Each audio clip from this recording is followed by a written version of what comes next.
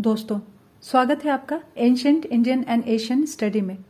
आज हम बात करेंगे फ्रांसीसी क्रांति की। फ्रांसीसी क्रांति 1789 से 1799 तक अर्थात 10 साल तक चली। इस क्रांति की शुरुआत 14 जुलाई 1789 को तब हुई जब लोगों ने किले के अंदर बने बैस्टिल नामक एक जेल को तोड़ा और कैदियों को आजाद कराया। 18वीं शताब्दी में संपूर्ण यूरोप की राजनीतिक व्यवस्था राजतंत्रात्मक थी। राज्य की संपूर्ण शक्ति कुछ थोड़े से कुलीनों के हाथों में हुआ करती थी। मंत्री, उच्च पदाधिकारी, सेनापति, प्रभावशाली सैनिक अफसर, न्यायाधीश, प्रांतीय शासक सब उच्च वर्ग के लोगों से ही नियुक्त किए जाते थे। कोई भी नियम कानून बनाते समय उच्च वर्गों का विशेष ध्यान रखा जाता था। साधारण जनता का शोषण होता था, जबकि संख्या में साधारण जनता ही सबसे अधिक होते थे। तो फ्रांस में भी यही स्थिति थी।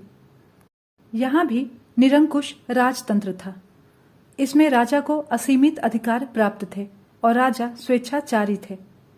बोर्बन वंश के राजा लुई 14 के शासनकाल में निरंकुशता अपने चरम पर थी। लुई 14 अपनी इच्छा अनुसार कानून बनाता था। उसने कूटनीति और सैन्य कौशल से फ्रांस का विस्तार किया था, परंतु उसके उत्तराधिकारी लुई 15 और लुई 16 पूर्णतः अयोग्य थे। लुई 15 अत्यंत विलासी, अदूरदर्शी और निष्क्रिय शासक था। ऑस्ट्रिया के उत्तराधिकार युद्ध एवं सप्तवर्षीय युद्ध में भाग लेकर उसने फ्रांस की आर्थिक स्थिति को भारी नुकसान पहुंचाया। इसके बाद लुई 16 राजा बना। अमेरिका स्वतंत्रता संग्राम में भाग लेकर उसने फ्रांस की आर्थिक स्थिति को जर्जर बना दिया। यह भी एक जिद्दी और अकर्मण्य शासक था। इसकी पत्नी थी ऑस्ट्रिया की राजकुमारी मेरी एंटोइनो, जिसका लुई 16 पर अत्यधिक प्रभाव था। यह फिजूल खर्ची करती थी तथा इसे आम आदमियों की परेशानियों की कोई समझ ही नहीं थी। एक बार जब लोगों की भीड़ रोटी मांग रहे थे तो इसने कहा था कि ये लोग केक क्यों नहीं खा लेते। मेरी एंटोइनो बहुत खूबसूरत थी, किंतु मूर्ख थी। उत्सव मनाने में काफी रुपए बर्बाद करती थी। अपने आदमियों को राज दरबार में स्थान दिलाने के लिए राजकाज के कामों में भी यह दखल देती थी। अब बात करते हैं फ्रांस की क्रांति के राजनीतिक कारण की। देश की शासन पद्धति में लोगों की भर्ती तथा प्रशिक्षण का कोई नियम नहीं था। इन पर नियंत्रण लगाने वाली भी कोई संस्था नहीं थी। तो इस तरह फ्रांस की शासन प्रणाली पूरी तरह भ्रष्ट, निरंकुश और शोषण करने वाली थी। राजा की इच्छा से ही कानून लागू होता था तथा विभिन्न क्षेत्रों में अलग अलग कानूनों का प्रचलन था। कानूनों की कोई निश्चित व्यवस्था थी ही नहीं, इसीलिए जनता को अपने ही कानूनों का ज्ञान नहीं था। परिणाम स्वरूप जनता का जीवन इतना कष्टदायी हो गया कि इसने इस क्रांति को जन्म दिया। अब बात करते हैं सामाजिक कारण की। तो फ्रांस का समाज 3 स्टेट्स में बटा हुआ था। पहले वर्ग में पादरी आते थे, दूसरा वर्ग कुलीनों का था और तीसरे वर्ग में आम जनता शामिल थी। पादरी वर्ग और कुलीनों को विशेषाधिकार प्राप्त था, जबकि साधारण लोग अधिकार विहीन थे।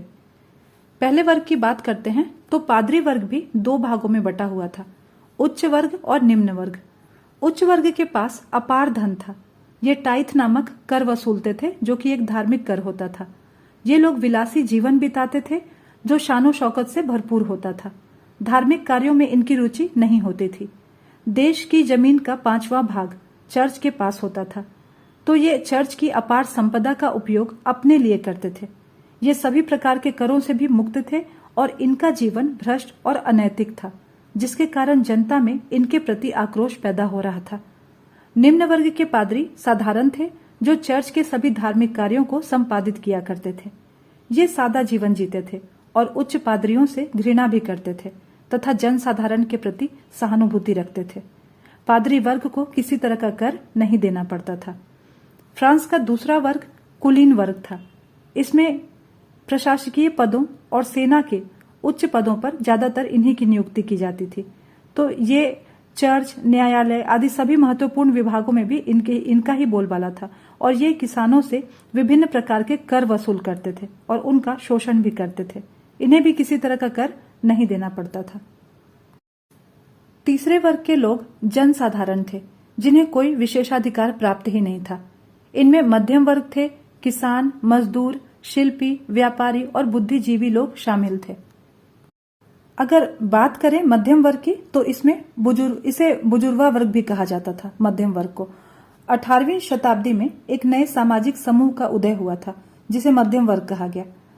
इसने फैलते हुए समुद्र पारीय व्यापार तथा ऊनी व रेशमी वस्त्रों के उत्पादन के बल पर संपत्ति अर्जित की थी। मध्यम वर्ग में इन व्यापारियों के अलावा प्रशासनिक सेवा व वकील जैसे पेशेवर लोग भी शामिल थे। ये सभी पढ़े लिखे थे और इनका मानना था कि समाज में किसी को भी जन्मजात विशेषाधिकार नहीं मिलना चाहिए। किसी भी व्यक्ति के सामाजिक हैसियत का आधार उसकी योग्यता ही होनी चाहिए। मध्यम वर्ग के पास धन तथा योग्यता थी पर समाज में प्रतिष्ठा नहीं थी। शिक्षक, वकील, डॉक्टर, व्यापारी, साहूकार, लेखक सभी ये पढ़े लिखे लोग थे, लेकिन इनकी सामाजिक स्थिति ठीक नहीं थी। वे तत्कालीन राजनीतिक, सामाजिक और आर्थिक परिस्थितियों के प्रति आक्रोशित थे क्योंकि इस वर्ग को कोई राजनीतिक अधिकार प्राप्त नहीं था और पादरी तथा कुलीन वर्ग इनसे अच्छा व्यवहार नहीं करते थे। तो ये वर्ग सामाजिक और राजनीतिक व्यवस्था में परिवर्तन करके अपने अधिकारों को प्राप्त करना चाहता था। यही कारण है कि फ्रांस की क्रांति में इनका मुख्य योगदान रहा। बुजुर्गा वर्ग के अलावा तीसरे स्टेट्स में किसान और मजदूर भी आते थे। तो फ्रांस में किसानों की संख्या सबसे अधिक थी और इनकी दशा अत्यंत शोचनीय थी। इन्हें राज्य, चर्च तथा जमींदारों को अनेक प्रकार के कर देने पड़ते थे। ज्यादातर किसान भूमिहीन थे या उनके पास बहुत कम भूमि थी। कर देने के बाद किसानों के पास उपज का 1/3 या 1/4 हिस्सा ही बचता था। कर का सारा भार तीसरे वर्ग के ऊपर ही होता था। बाकी दोनों वर्गों को किसी प्रकार का कर नहीं देना पड़ता था, वे सिर्फ कर लेते थे। फ्रांस का राजकोष खाली था और खर्च के लिए राजा को पैसे चाहिए थे और पैसे वह सिर्फ तीसरे स्टेट से ही ले सकता था। तो जो भी चीज उसे लगती कि आम जनता को इसकी जरूरत है तो उस चीज पर वो टैक्स लगा देता था। जैसे कि 18वीं शताब्दी में वनों पर भी टैक्स लगा दिया गया था। किसान अपने पशुओं को तभी घास के मैदानों में चराने ले जा सकते थे जब वे इन पर लगे कर का भुगतान करें। चूल्हा जलाने के लिए लकड़ी भी वे तभी ले सकते थे। तो किसानों से बेगार भी कराया जाता था, यानी बिना पैसे लिए कार्य करवाना। ज्यादातर सार्वजनिक कार्य बेगार ही करवाए जाते थे। किसानों के बाद मजदूर और दस्तकार लोग आते थे जिन्हें हीन प्राणी समझा जाता था। अधिकतर कामगार कारखानों में मजदूरी करते थे और उनकी मजदूरी मालिक तय किया करते थे, लेकिन मजदूरी महंगाई की दर से नहीं बढ़ रही थी। इसके चलते अमीर गरीब की खाई चौड़ी होती जा रही थी। तो एक तो ये निर्धन वर्ग था और ऊपर से इनके पास कोई अधिकार भी नहीं था।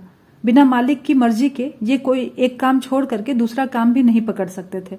तो इसीलिए कभी कभी ये वर्ग विद्रोह भी करता था, परंतु इनके पास बदलाव लाने के लिए साधन एवं कार्यक्रम नहीं थे। ये जिम्मेदारी तीसरे वर्ग के लोगों ने उठाई, तीसरे वर्ग के उन लोगों ने उठाई जो समृद्ध और शिक्षित होकर नए विचारों के संपर्क में आ चुके थे। अब बात करते हैं फ्रांस की क्रांति के आर्थिक कारण की। फ्रांस की आर्थिक स्थिति का जर्जर होना भी फ्रांस की क्रांति का एक महत्वपूर्ण कारण था। यहाँ के राजाओं की फिजूल खर्ची तथा लगातार होने वाले युद्धों के कारण शाही राजकोष खाली हो गया था। राजा और राज परिवार पर देश की अत्यधिक राशि खर्च की जाती थी। वर्साय का राजमहल राजकोष के लूट का साधन बना हुआ था। यहाँ की कर व्यवस्था बहुत असंतोषजनक थी। विशेषाधिकार वाले दोनों वर्ग कर मुक्त थे, जबकि किसान जो कि बहुत गरीब थे उन पर कर का सारा बोझ डाल दिया गया था। यहाँ के राजा आय के अनुसार खर्च करने के बदले खर्च के अनुसार आय निश्चित करते थे। तो लुई 16 ने वित्त सलाहकारों के माध्यम से आर्थिक संकट को दूर करने का प्रयास किया, पर विशेषाधिकार प्राप्त वर्ग ने अपने ऊपर कर लगाने की बात को स्वीकार नहीं किया। इसी कारण से स्टेट जनरल की बैठक बुलाने की मांग की गई और 1789 ईस्वी में स्टेट जनरल की बैठक के साथ ही क्रांति की शुरुआत हुई। यही कारण है कि आर्थिक कारण को फ्रांस की क्रांति के लिए सबसे महत्वपूर्ण कारण माना जाता है। अब बात करते हैं कि फ्रांस की क्रांति में दार्शनिकों और विद्वान विचारकों की क्या भूमिका रही। मतलब फ्रांस में क्रांति होने में ये लोग कैसे कारण बन गए। 18वीं शताब्दी में यहाँ अनेक क्रांतिकारी विचारक और अर्थशास्त्री हुए। इन लोगों ने जो विचार व्यक्त किए वे तर्क पर आधारित थे, इसलिए इस समय को तार्किक युग भी कहा जाता है। पहले बात करते हैं विचारकों की। मॉन्टेस्क्यू 1689 से 1755 ईस्वी। इन्होंने अपनी पुस्तक द स्पिरिट ऑफ लॉज में राजा के दैवी अधिकारों के सिद्धांत का खंडन किया। इन्होंने लिखा कि फ्रांसीसी सरकार निरंकुश है, क्योंकि यहाँ कार्यपालिका, न्यायपालिका व विधायिका की सभी शक्तियां एक ही व्यक्ति राजा के हाथ में केंद्रित हैं और इसीलिए जनता स्वतंत्र नहीं है। इन्होंने शासन के 3 प्रमुख अंग कार्यपालिका, न्यायपालिका और विधायिका को अलग अलग हाथों में रखने की सलाह दी थी। इन्होंने इंग्लैंड की सरकार को आदर्श बताया, क्योंकि वहां संवैधानिक राजतंत्र था। इन्होंने संवैधानिक राजतंत्र की बात की और निरंकुश राजतंत्र के दोषों को सबके सामने रखा। इनकी पुस्तक द स्पिरिट ऑफ लॉज में संपूर्ण यूरोप में इनकी ये पुस्तक संपूर्ण यूरोप में काफी चर्चित रही। रूसो 1712 से 1778 ईस्वी। इन्होंने अपनी पुस्तक एमिली, सोशल कॉन्ट्रैक्ट और रूसोनी के माध्यम से मनुष्य की स्वतंत्रता की बात की। इन्होंने कहा कि मनुष्य स्वतंत्र पैदा होते हुए भी सर्वत्र जंजीरों से जकड़ा हुआ है। इन जंजीरों से आजाद होने का एक ही तरीका है कि हम प्राकृतिक आदिम अवस्था की ओर लौटें। रूसो ने कहा कि राज्य का यह अनिवार्य कर्तव्य है कि वह सारे समाज को सर्वोपरि मानते हुए कार्य करे। जिन लोगों के हाथ में शक्ति सौंपी गई है वे जनता के स्वामी नहीं हैं, बल्कि उनका कर्तव्य जनता की आज्ञा का पालन करना है। इनका विश्वास था कि सर्वोपरि सत्ता जनता के हाथ में ही होनी चाहिए, किसी एक व्यक्ति या संस्था के हाथ में नहीं होनी चाहिए। जनता की इच्छा सामान्य इच्छा है और राज्य के कानून को इसी सामान्य इच्छा के हिसाब से होना चाहिए, जबकि अब यह शासक की इच्छा पर निर्भर हो गया है। तो इन्होंने सभी व्यक्तियों को समान और स्वतंत्र माना। फ्रांसीसी क्रांति का जो नारा है, स्वतंत्रता, समानता और बंधुत्व, इन्हीं के विचारों से प्रभावित था।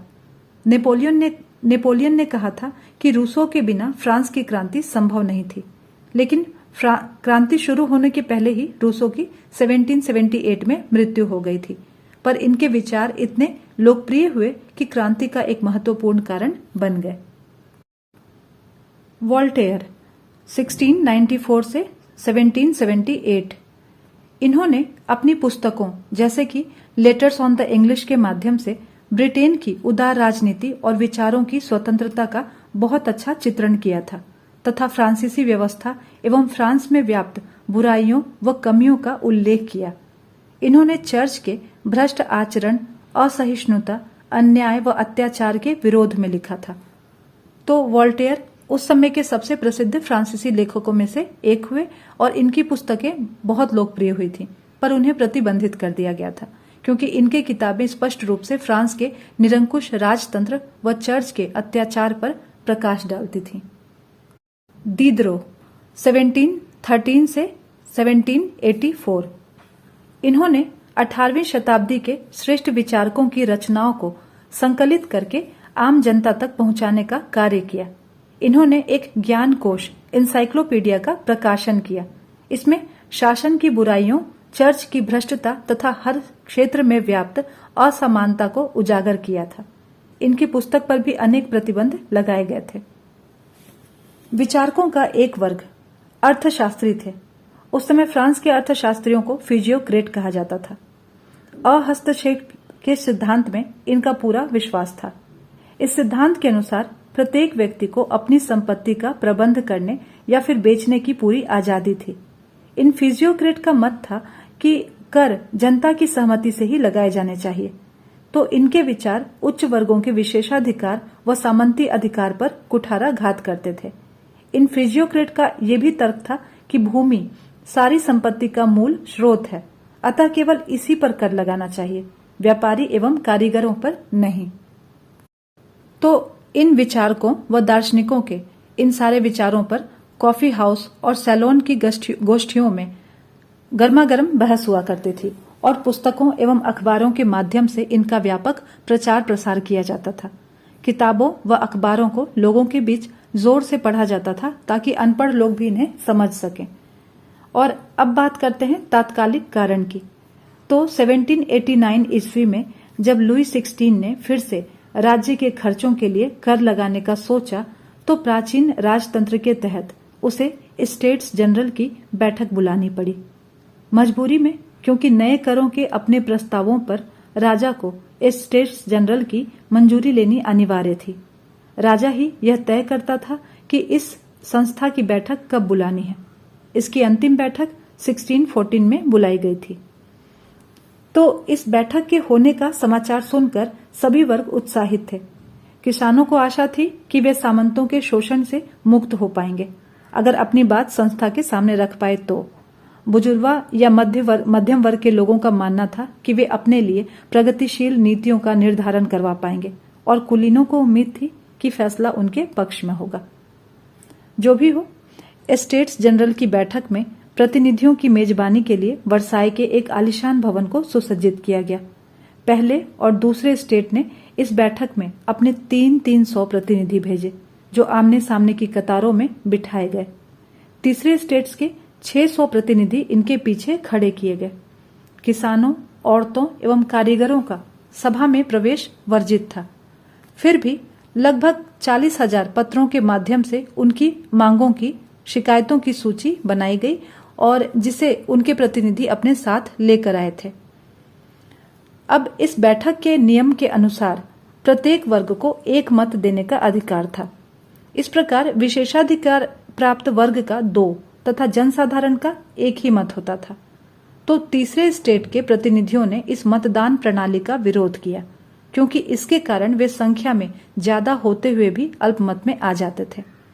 इसीलिए तीसरे स्टेट के लोगों ने यह मांग रखी कि इस बार मतदान पूरी सभा द्वारा कराया जाए, जिसमें प्रत्येक सदस्य को एक मत देने का अधिकार होगा। तो ये एक लोकतांत्रिक सिद्धांत था, जिसे मिसाल के तौर पर रूसो ने अपनी पुस्तक द सोशल कॉन्ट्रैक्ट में प्रस्तुत किया था। पर सम्राट ने, लुई 16 ने इस प्रस्ताव को अस्वीकार कर दिया। तो तीसरे स्टेट के प्रतिनिधि विरोध जताते हुए सभा से बाहर चले गए।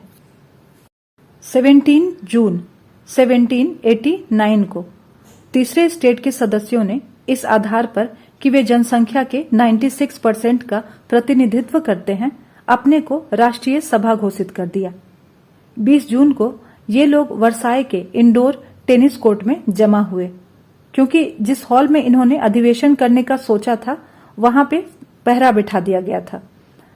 तो इन्होंने शपथ ली कि जब तक सम्राट की शक्तियों को कम करने वाला संविधान तैयार नहीं किया जाएगा तब तक ये सभा भंग नहीं होगी। इनका नेतृत्व मिराबियो और आबेसिये ने किया। मिराबियो कुलीन परिवार का था, पर सामंती विशेषाधिकार वाले समाज को खत्म करना चाहता था। इसने भीड़ के समक्ष खूब जोरदार भाषण दिया। और आबेसिये पादरी था, पर तीसरे वर्ग के दुख दर्द से परिचित था। इसने भी एक पैम्पलेट लिखा था जिसे तीसरा स्टेट्स या इसने एक पैम्पलेट लिखा था कि तीसरा स्टेट्स क्या है, जो अत्यंत प्रभावशाली था। तो अब फ्रांस के लोगों की ये जो आम सभा थी, इन्होंने फ्रांस का संविधान बनाना शुरू किया। लुई 16 ने इस सभा को भंग करने का प्रयास किया, पर वो इसमें सफल नहीं हुआ। इसी समय लोगों में यह अफवाह फैल गई कि सम्राट ने शाही सैनिकों को बुलवाया है, जो उन लोगों को गिरफ्तार करेंगे जो इस क्रांति के मुख्य कर्ता धर्ता हैं। इस बात से जनसाधारण में बहुत आक्रोश फैल गया और हजारों की संख्या में लोग वहां जमा होने लग गए। बाद में शाही सैनिक भी इनसे मिल गए और इनमें शामिल हो गए। तो इस प्रकार पूरा फ्रांस उस समय आंदोलित हो रहा था। तेज ठंड के कारण फसल बर्बाद हुई थी और पाव रोटी की कीमतें भी बहुत बढ़ गई थी। बेकरी के मालिक जमाखोरी में जुटे थे। बेकरी की दुकानों पर घंटों के इंतजार के बाद भी पाव रोटी न मिलने पर गुस्साई हुई औरतों की भीड़ ने दुकान पर धावा बोल दिया।